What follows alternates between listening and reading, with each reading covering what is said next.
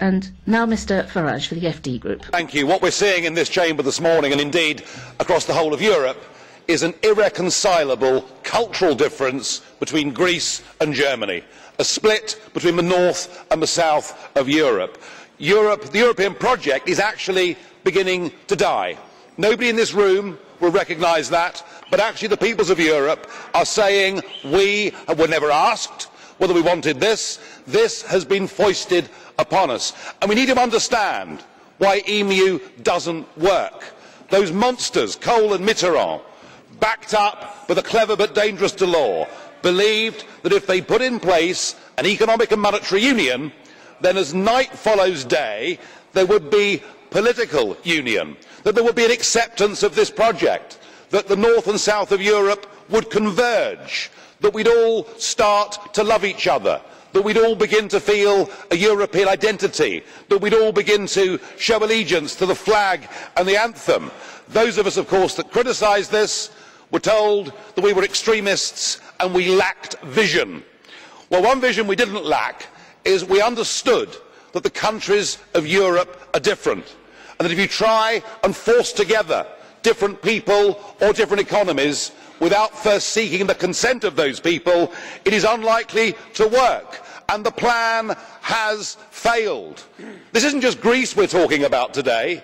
The whole of the Mediterranean now finds itself in the wrong currency. And yet virtually nobody in the political arena has got the courage to stand up and say that. Indeed, I feel that the continent is now divided from north to south. There is a new Berlin Wall, and it's called the euro. And the old enmities have been resumed. Just listen to the way that the German leader of the Christian Democrat group this morning attacked Mr. Spiras. I think it was absolutely disgusting, but it shows the way north and south now feel about each other. Mr. Tsipras, your country should never have joined the euro. I think you acknowledge that, but the big banks, the big businesses and big politics forced you in.